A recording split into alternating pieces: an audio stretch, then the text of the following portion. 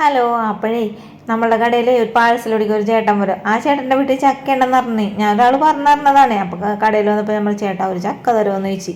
അപ്പോൾ പറഞ്ഞാൽ അതിനെന്താ വന്ന് കൊണ്ടുപോയിക്കോളാൻ പറഞ്ഞിട്ടാ. അങ്ങനെ ഞാൻ എന്ത് ചെയ്ത് ഉച്ച സമയത്ത് തലയിലും തുണിയിട്ടുണ്ടും പോയിട്ട് ചക്കയൊക്കെ മുറിച്ച് വെട്ടിക്കൊണ്ടുവന്ന് കടയിൽ കൊണ്ടുവന്ന് വെച്ച് വൈകുന്നേരം വീട്ടിൽ പോകുമ്പോൾ കൊണ്ടാവില്ലാന്ന് ഓർത്തിട്ടാ. ആ ടൈമിലാണ് അനീഷ് ചോറ് കഴിക്കാൻ കടയിലേക്ക് വന്നത്. ഈ ചക്കരി കണ്ടപ്പോൾ ഞാൻ പറഞ്ഞതേ ഇത് വീട്ടിൽ കൊണ്ടുപോയിട്ട് പഴുപ്പിക്കാൻ വെക്കാം, നമുക്ക് കൊണ്ടുപോയിക്കോട്ടാന്ന് പറയും. അപ്പോൾ ആന്നും പറഞ്ഞിട്ടുണ്ട്. ഞാൻ വൈകുന്നേരം കട പൂട്ടി വന്നപ്പോഴേ ഞാൻ നോക്കുമ്പോൾ ആള് ചക്കയൊക്കെ വെട്ടി ഇതേ പൊളിച്ചൊക്കെ ഇടുന്നുണ്ട്. അപ്പം ഞാൻ ചോദിച്ചു ചേട്ടാ ഇത് നമുക്ക് പഴുപ്പിക്കാൻ വെക്കണ്ടല്ലോ, അപ്പോൾ പോടി നമുക്ക് ചക്കപ്പുഴുക്കും മീൻകറി ഉണ്ടാക്കാമെന്ന് പറയും.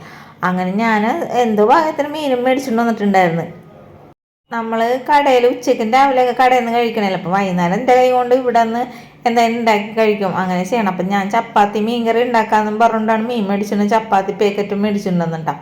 അപ്പോഴല്ലേ ചക്ക ഇങ്ങനെ പൊളിച്ചിട്ടേക്കണേ. എന്നാൽ പിന്നെ ചക്കപ്പുഴുക്ക് തന്നെ ഉണ്ടാക്കാമെന്ന് ഞാനും വിചാരിച്ചു.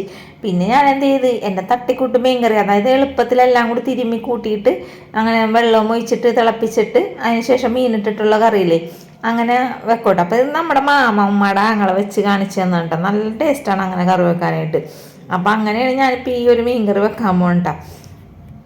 കടയിൽ നിന്ന് വന്നിട്ടുണ്ടെങ്കിൽ എന്തെങ്കിലുമൊക്കെ ഇട്ടൊക്കെ പണി ഉണ്ടാകും. അപ്പോൾ അലക്കാനുണ്ടായിരുന്നു കുറച്ച്, അത് മിഷ്യത്തിലിട്ടിട്ട് അതൊക്കെ കഴിഞ്ഞ ശേഷം കുളിയും കഴിഞ്ഞിട്ടാണ് പിന്നെ ഞാൻ അടുക്കളയിലേക്ക് കയറിയത്. പിന്നെ ഭാഗ്യത്തിന് അനീഷ് ചക്കയൊക്കെ പൊളിച്ച് ക്ലീനാക്കി വെച്ചത് കൊണ്ടിട്ട് രക്ഷപ്പെട്ടതാ. നമ്മുടെ ചക്ക ഉണ്ട് നല്ല മഞ്ഞ കളർ, ഇത് പഴുത്തിട്ടുണ്ടെങ്കിൽ നല്ല ടേസ്റ്റ് ആയിരിക്കും എന്ന് പറഞ്ഞിട്ടാണ് ചോദിച്ചത്. പക്ഷേ ഇനിയിപ്പം ചോദിക്കാൻ പറ്റൂലല്ലോ, അതാണെങ്കിൽ പച്ചക്കായും പോയി. ഇനി എന്തായാലും ഇനി രണ്ടാമത് അയാളോട് ചോദിച്ചാൽ അയാൾ വിചാരിക്കും ഈ പെണ്ണ് ഇതൊക്കെ തന്നെയുള്ള പണിയെന്ന് വിചാരിക്കും. അതുകൊണ്ട് ഞാൻ ചോദ്യം നിർത്തി. അപ്പം ചക്കപ്പുഴുക്ക് ഉണ്ടാക്കാനായിട്ട് ഞാൻ ഉപ്പും മഞ്ഞപ്പൊടിയൊക്കെ ഇട്ടിട്ട് ചക്ക വേവിക്കാൻ വെച്ച്. പിന്നെ ഭാഗ്യത്തിന് തേങ്ങ കടയിൽ നിന്ന് കൊണ്ടുവന്ന് ചിരകേണ്ട ആവശ്യമില്ലല്ലോ.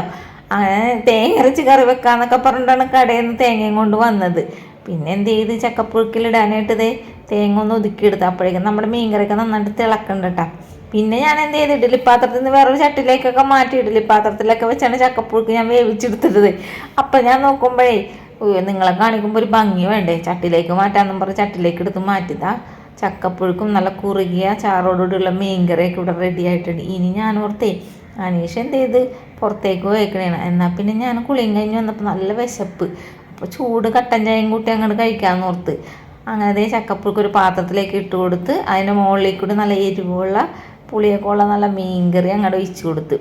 എന്നിട്ടില്ലേ ദേ എനിക്ക് ഇത് പറയുമ്പോൾ തന്നെ വായിൽ വെള്ളം വന്ന്. സത്യം പറഞ്ഞാൽ ഇത് ഇന്നലെ കഴിഞ്ഞ പോയ സംഭവമാണ്. പക്ഷെ ഇപ്പം ഇത് ഈ വീഡിയോ എഡിറ്റ് ചെയ്ത് സംസാരിക്കുമ്പോൾ ഇത് പറയുമ്പോൾ തന്നെ വായിൽ വെള്ളം വന്നി.